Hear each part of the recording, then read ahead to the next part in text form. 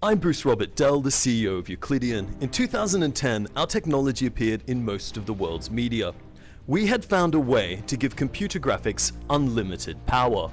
Basically, computer graphics today are made of these little flat shapes called polygons, and a lot of big companies spend a lot of money trying to have more of these little flat shapes so your graphics will look better and everything won't be quite so angular.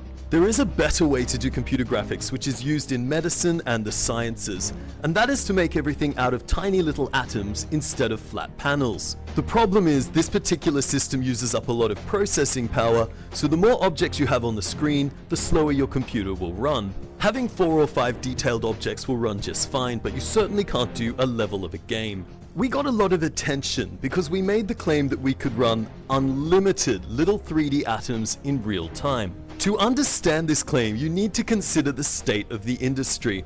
There's lots of large companies that are pouring billions of dollars into trying to increase the polygon count. At present, they seem to be able to increase it by about 25% a year. If any of these large companies was to suddenly come out with 10 times more polygons than their competitors, that would be enormous news.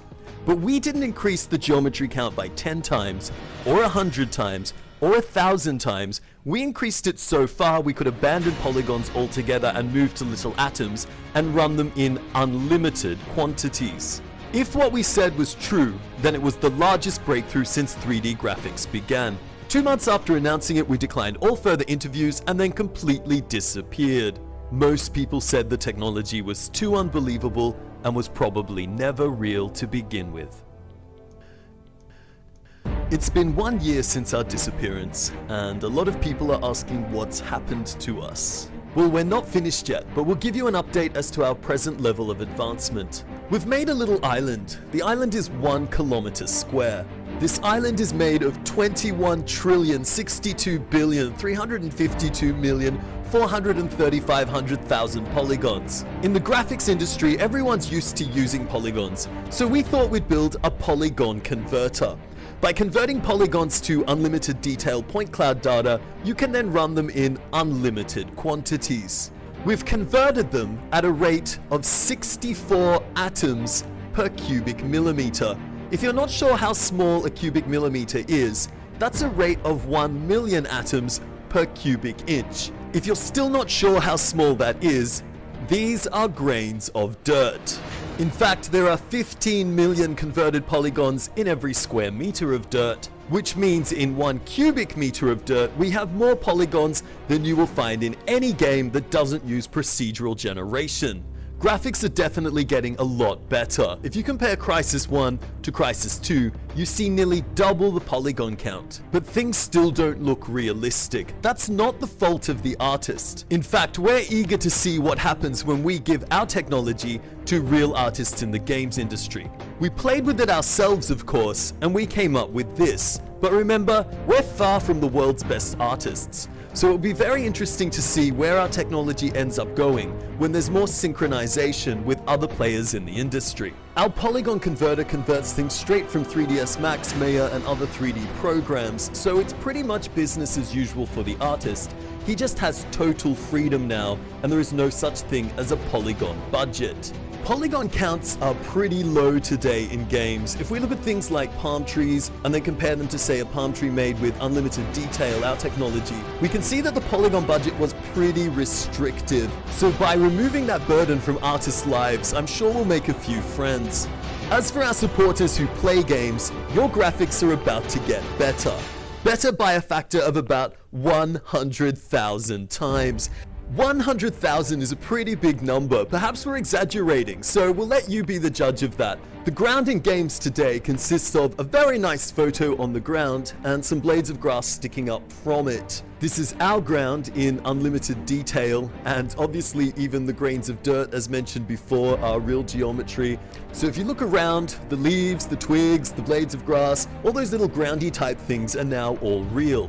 Your game environments will also be real. When I say real, I mean made of little atoms, just like our real world.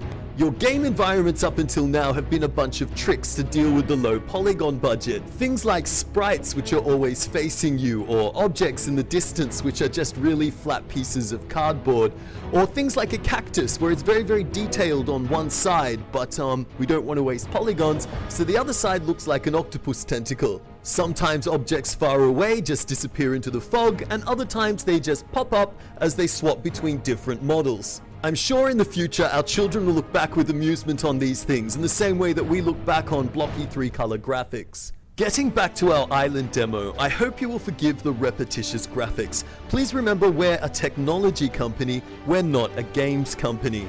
To have a look at a few individual items, if we look here at this rock, I hope you will permit me to say it looks rather real. That's because it is. It's actually been scanned in from the real world. Scanning technology that brings things in from the real world has existed for quite some time. The problem was what it produced was so high in geometry you could never use it in games. In the future, graphics will be divided into two categories: fiction and non-fiction. What we mean is, if I want to make Super Mario or a dragon or a unicorn, I can't go out into the forest, tranquilize them and laser scan them.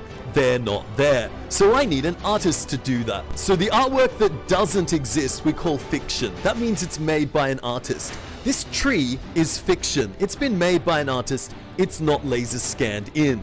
The rock, on the other hand, is non-fiction, and the cactus is a hybrid of the two. To make this cactus, we didn't have any cactuses that looked this way in our little part of Australia. The cactuses that we had weren't quite as interesting. So we took the pieces of them, we twirled them around to make circles, and then we added some dry leaves on top, which we changed the color of.